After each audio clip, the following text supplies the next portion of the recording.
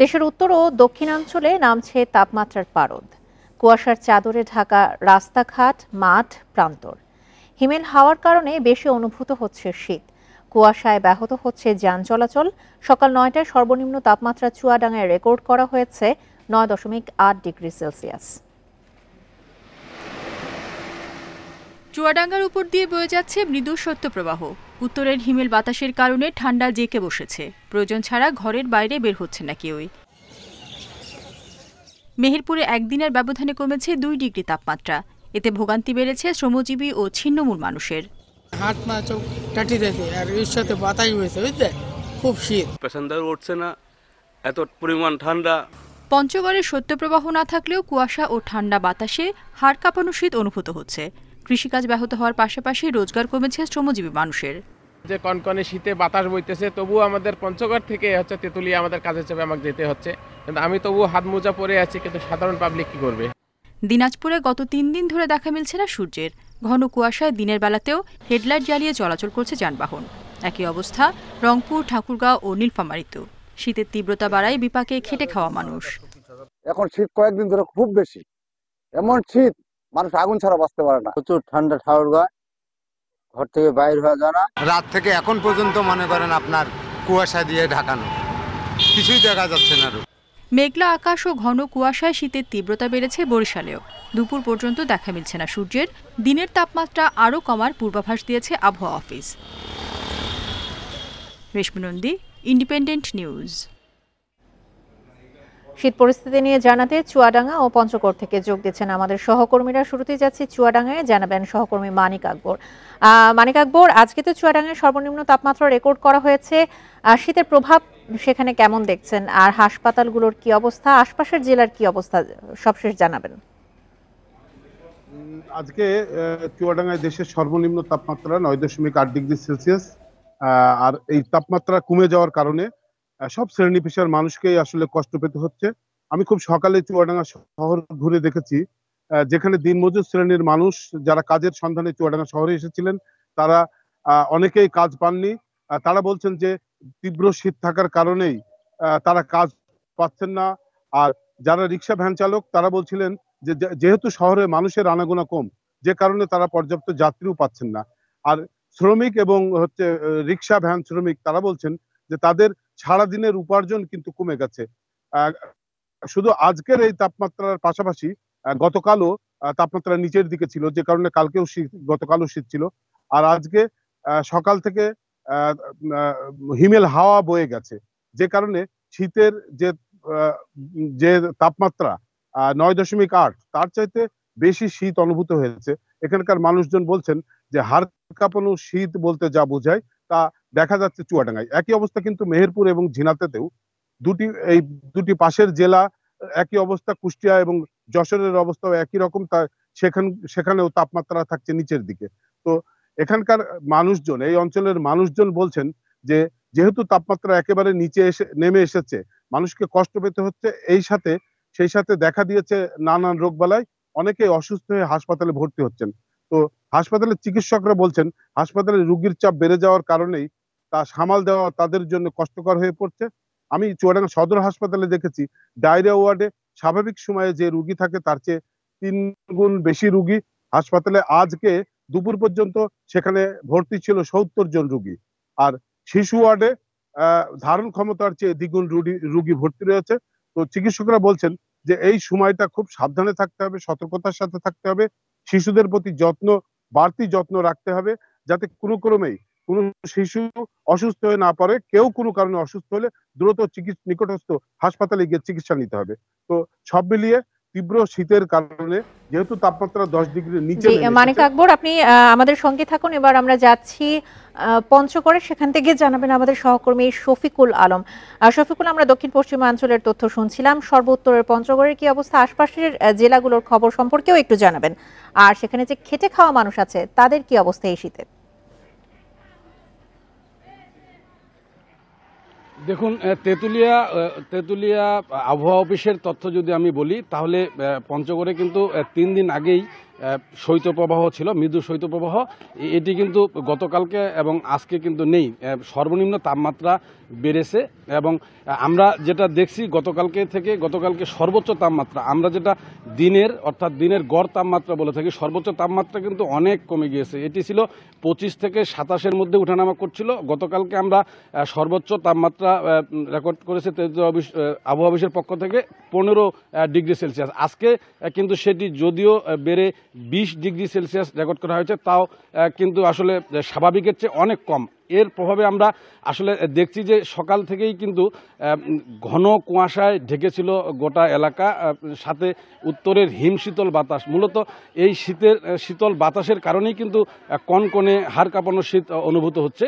আমরা দেখছি যে দুপুর নাগাদ কিন্তু আমরা সূর্যের আলো দেখতে পেয়েছি, চারদিকে ঝলমলে রোদ ছড়িয়ে পড়লেও কিন্তু সেই রোদের তেমন উত্তাপ নেই, এখনও বাতাস রয়েছে। বাতাসের কারণে কিন্তু কনকনে শীত অনুভূত হচ্ছে। আর আপনি যেটি বলছিলেন যে খেটে খাওয়া মানুষ, আসলে আমরা পঞ্চগড়ে দেখি যে প্রত্যেক বছর শীতের সময় এই মৌসুমে কিন্তু খেটে খাওয়া মানুষের আমরা একটা দুর্ভোগ দেখতে পাই। তার কারণ পঞ্চগড়ে কিন্তু অসংখ্য মানুষ কৃষি শ্রমিক রয়েছে, অসংখ্য চা শ্রমিক রয়েছে, পাথর শ্রমিক রয়েছে।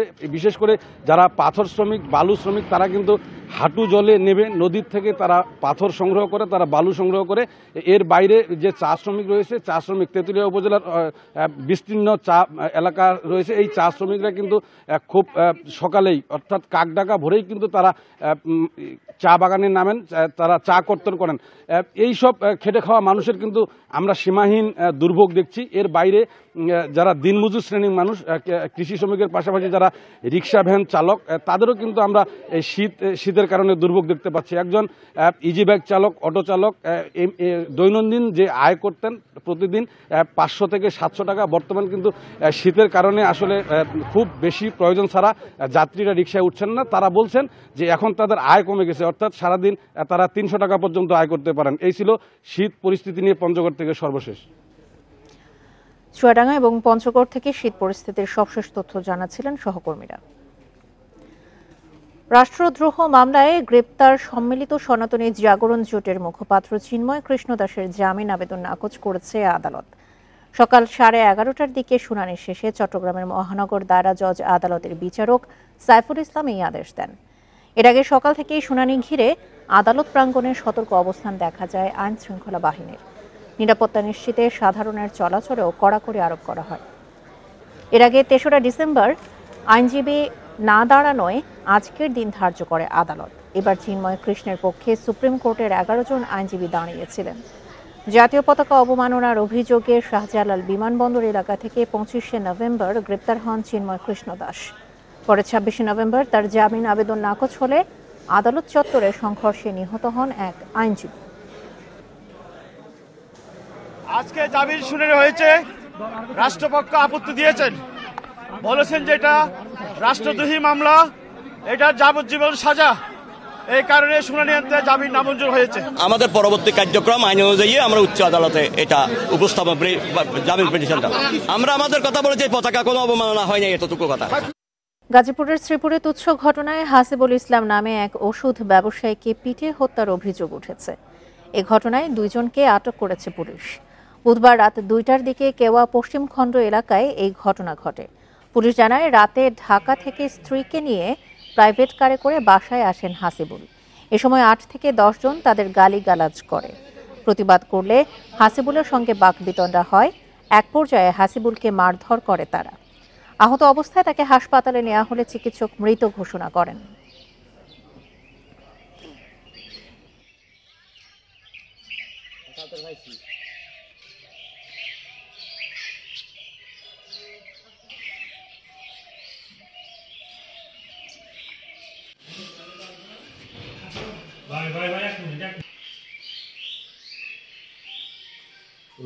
মারে মারপিট করে, হাসপাতাল অসুস্থ হয়ে পড়ে, অসুস্থ হওয়ার পর মেডিকেল নেওয়ার পর হাসপাতাল মৃত্যুবরণ করে। তো রোগী যে সেটা আসলে প্রকৃত খারাপ, সে রাখিছে, তার রিপোর্ট আসলে খারাপ। আমরা তাকে গ্রেপ্তার জানানোর চেষ্টা করতেছি, লাগার চেষ্টা করেছি এবং এই সংক্রান্তে লাশের ময়নাতদন্ত করে আমরা মেডিকেল পাঠিয়ে দিয়েছি। এ বিষয়ে আরও জানাতে গাজীপুর থেকে যোগ দিচ্ছেন সহকর্মী আবুল হাসান।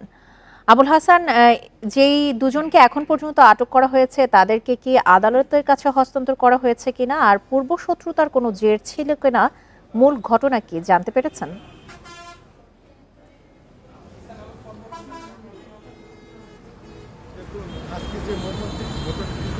এই বিষয়টি নিয়ে আমি থানার ভারপ্রাপ্ত কর্মকর্তা রয়েছে নিহত হাসিবুল ইসলাম, সে হাসিবুল ইসলাম কিন্তু ঢাকায় তার স্ত্রী সহ একটি প্রাইভেট কার দিকে গিয়েছিলেন এবং রাত্রে 2:30টার দিকে তিনি যখন তার বাসার সামনে নামেন তখন একজন লোক তারা কিন্তু হইচই করতেছিল এবং সেখানে হইচই করা অবস্থায় তিনি তাদেরকে কারণ জিজ্ঞেস করলে তারা তাদেরকে হাসিবুল ইসলামকে বলেন যে এত রাতে তারা কোথা থেকে এসেছে।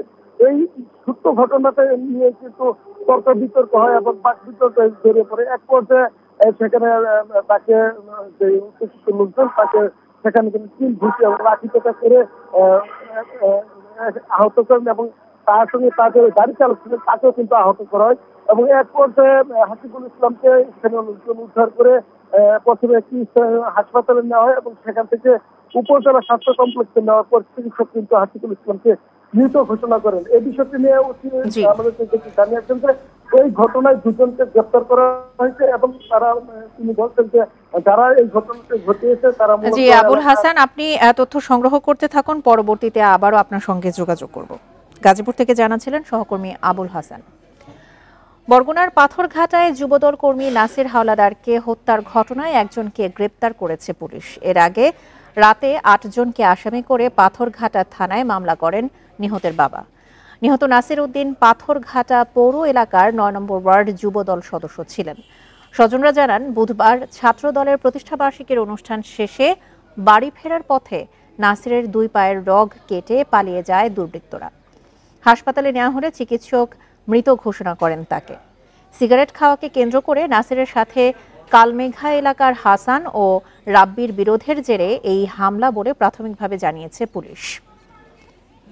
20 থেকে 22 বছর হাসান রাব্বির বয়স। তারা বিভিন্ন সময় বিভিন্ন দলের কর্মী হিসেবে ব্যবহৃত হইতো। বর্তমানে তারা আমরা যেটা দেখছি যে শিবিরের একটা সম্মেলনে তারা অংশগ্রহণ করছে। কেউ কেউ দাবি করে তারা শিবির, কেউ আবার অন্য দলও দাবি করে, কিন্তু মূলত ঘটনাটা ঘটছে ব্যক্তিগত রেষারেষি থেকেই। মেহেরপুরের গাংনীতে নিখোঁজের 12 ঘণ্টা পর যুবদল নেতা আলমগীর হোসেনের গলাকাটা মরদেহ উদ্ধার করেছে পুলিশ। সকালের শহরবাড়িয়া কামারখালী মাঠ থেকে হাত বাঁধা মরদেহ পাওয়া যায়। নিহত আলমগীর হোসেন গাংনী পৌরসভার 1 নম্বর ওয়ার্ড যুবদলের সভাপতি ছিলেন। পুলিশ জানায়, একটি গাছের সঙ্গে মরদেহ দেখতে পেয়ে স্বজনদের খবর দেন স্থানীয়রা। ঘটনাস্থল থেকে হাতে লেখা একটি চিঠি উদ্ধার করা হয়। এতে বিয়ে না করার প্রতিশোধ হিসেবে তাকে হত্যার কথা উল্লেখ করা হয়েছে। তবে হত্যার প্রকৃত কারণ বের করতে তদন্ত শুরু করেছে। আমরা খবর পেয়ে এখানে আসছি। এখানে তো আপনারা দেখছেন যে এখানে একটা লাশ পড়ে আছে। আমরা থানা পুলিশ প্লাস ডিবি টিম, শক্তিশালী সাইবার ইউনিটের আমরা একসাথে কাজ করছি। ঘটনা মৃত্যুর যে রহস্য সেই উদ্ঘাটনের জন্য চেষ্টা করছি। পোষ্যকোটা বাতিলের দাবিতে রাজশাহী বিশ্ববিদ্যালয়ের প্রশাসনিক ভবনে তালা দিয়ে বিক্ষোভ করেছেন শিক্ষার্থীরা। সকাল 10টার দিকে প্রশাসনিক ভবনে তালা দেওয়া হয়। এর আগে শিক্ষার্থীদের দাবির মুখে আসন্ন ভর্তি পরীক্ষায় শিক্ষক ও কর্মকর্তাদের সন্তানদের কোটা বাতিল হলেও সহায়ক ও সাধারণ কর্মচারীদের সন্তানদের জন্য 1% কোটা পুনর্নির্ধারণ করা হয়। প্রশাসনের এই সিদ্ধান্তে ক্ষুব্ধ শিক্ষার্থীরা বলছেন, বৈষম্যমুক্ত দেশে কোনো কোটা থাকা চলবে না। সিদ্ধান্ত বাতিল করা না হলে আন্দোলন চালিয়ে যাওয়ার হুঁশিয়ারি দিয়েছেন তারা।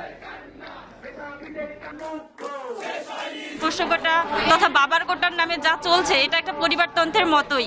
তারা দেখা যাচ্ছে যে ন্যূনতম পাস মার্ক না পেয়ে বিশ্ববিদ্যালয়ে ভর্তি হচ্ছে। ন্যূনতম পাস মার্ক ছিল 40, সেখানে 19.5-এও পোষ্যকোটা রেখেছে।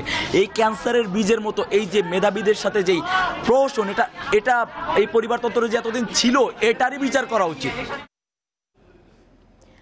31st নাইটে মাদক সেবনের অভিযোগে জাহাঙ্গীরনগর বিশ্ববিদ্যালয়ের 4 শিক্ষার্থীকে সাময়িক বহিষ্কার করা হয়েছে। বুধবার রাতে বিশ্ববিদ্যালয়ের জনসংযোগ দপ্তরের এক বিজ্ঞপ্তিতে এই তথ্য জানানো হয়েছে। 31 ডিসেম্বর রাতে মাদকদ্রব্য বহন ও সেবনরত অবস্থায় 4 শিক্ষার্থী সহ বহিরাগত কয়েকজন বিশ্ববিদ্যালয়ের প্রক্টোরিয়াল টিমের কাছে ধরা পড়ে। জিজ্ঞাসাবাদ শেষে বহিরাগতদের আশুলিয়া থানায় হস্তান্তর করা হয়। এছাড়া প্রাথমিকভাবে 4 শিক্ষার্থীকে সাময়িক বহিষ্কার করা হয়। অধিক তদন্তের জন্য শহীদ সালাম বরকত হলের প্রাধ্যক্ষকে প্রধান করে তদন্ত কমিটি করা হয়েছে। তাদের প্রতিবেদনের পর চূড়ান্ত সিদ্ধান্ত নেওয়া হবে।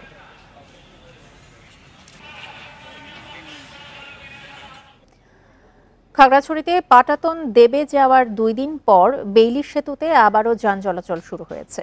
মেরামত কাজ শেষ হওয়ায় সকালে দীঘিনালা লংগদু সড়কে যান চলাচল শুরু হয়। 2 দিন বন্ধ থাকার পর রাঙামাটির লংগদু উপজেলার সাথে খাগড়াছড়ি সহ সারা দেশের যাত্রী ও পণ্যবাহী যান চলাচল স্বাভাবিক হয়েছে। এর আগে মঙ্গলবার সকালে দীঘিনালা লংগদু সড়কের চৌমোহনী এলাকায় অতিরিক্ত কাঠ বোঝাই ট্রাকের কারণে বেইলি সেতুর পাটাতন দেবে যাওয়ায় যানবাহন চলাচল বন্ধ হয়ে যায়। বিকল্প পথে মোটরসাইকেল, সিএনজি সহ ছোট যানবাহন চলাচল করলেও বন্ধ থাকে ভারী যানবাহন চলাচল। এতে ভোগান্তিতে পড়েন সড়কে চলাচলকারীরা।